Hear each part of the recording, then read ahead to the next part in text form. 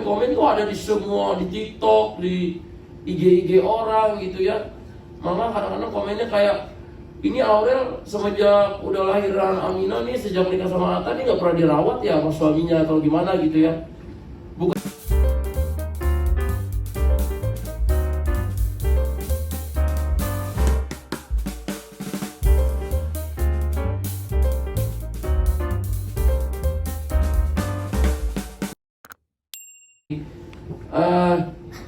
kalau ditanya kenapa ngangkat berhak bahagia, karena dulu aku pernah bikin lagu Hari Bahagia ya, Hari Bahagia. Ternyata kalau hari bahagia itu biasanya pernikahan tuh di awal ya.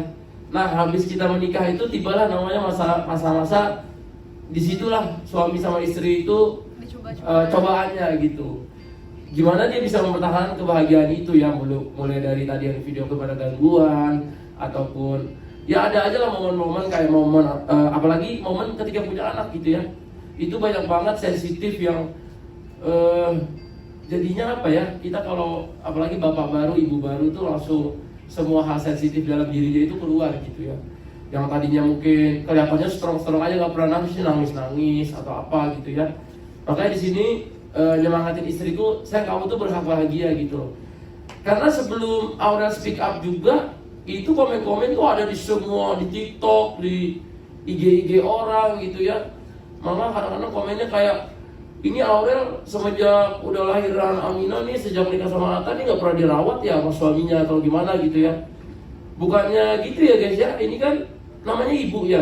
Gak bisa juga, misalnya oke saya ini suntik kurus yuk, ayo begini kan dia lagi menyusui gitu ya.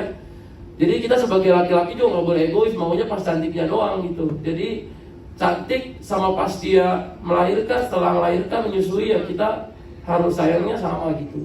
Jadi, nah itu pelajaran juga buat aku, ternyata kalau nikah itu begini ya, istri itu kita bisa berubah, bisa begini, bisa begitu.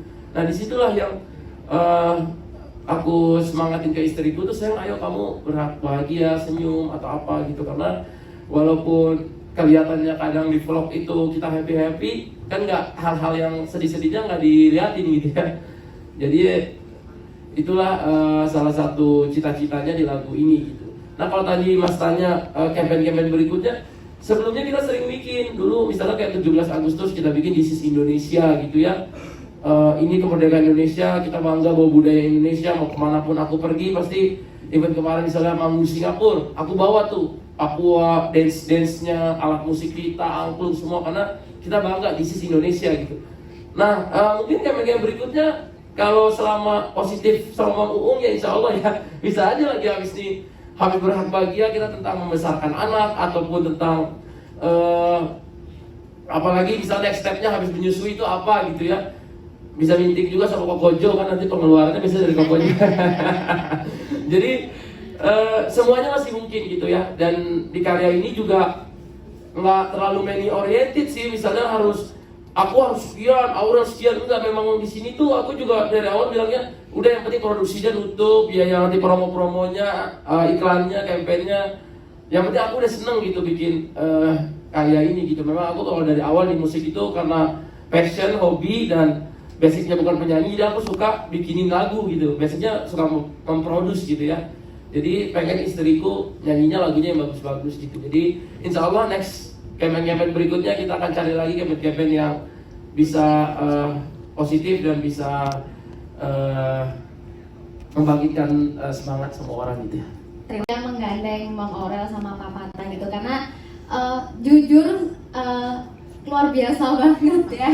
Di usia mudanya banyak orang itu menganggap rendah anak muda ya. Kadang masih muda, masa bisa sih kayak gitu, masih muda jadi ibu, paling gak becus, ada yang ngomongan kayak gitu. Tapi dari Mang Aurel aku merasa dia sangat menginspirasi gitu ya, untuk para ibu-ibu muda, apalagi untuk ibu baru juga di luar sana gitu. Menyusui itu hal yang sangat luar biasa gitu ya. Bahkan menyusui itu ada di setiap perintah agama kita gitu. Untuk menyusui anak itu merupakan sebuah ibadah gitu. Jadi lewat Mam Aurel aku pingin banyak ibu-ibu tuh juga bisa ikut merasakan gitu loh. Kita udah dikasih ASI, dikasih anugerah sama Tuhan gitu ya. Kita bisa menetain anak kita bisa menyusui anak kita gitu. Jadi supaya semangat mengasihinya tuh tersalurkan gitu. Dan apalagi mungkin banyak orang melihat kayak Mam Aurel pantas aja lah, kan dia bisa punya segalanya gitu ibaratnya ya, kalau Mama Papa bisa. Tapi justru ketika seseorang mempunyai privilege lebih, itu egonya sangat kita berpacu terus sama ego gitu. Kita bisa punya pilihan banyak, tapi justru semakin banyak pilihan kita justru bisa memperbesar kegagalan kita gitu. Dan di situ aku melihat gitu ya, Mam Aurel ini berusaha menekan egonya dia gitu ya, menyatain anak kayak tadi bilang ya, bangun tidur keganggu gitu ya, bahkan ada shaming dari mana-mana. Mungkin kalau kita ibu-ibu yang biasa gitu mungkin kita tidak terlalu ini, tapi kalau dari misal kayak Mam Aurel pasti banyak sekali, satu Indonesia bahkan bisa gitu. Tapi lihat betapa kuatnya Mam Aurel, juga betapa hebatnya Pak Pata buat membacking gitu ya, mendampingin itu semua gitu. Jadi aku melihat mereka berdua ini sosok yang sangat menginspirasi gitu, bahkan bisa menjadi inspirasi buat ibu-ibu yang muda sekalipun. Oh ternyata biarpun aku masih muda, aku tetap bisa kok gitu. Itu dia.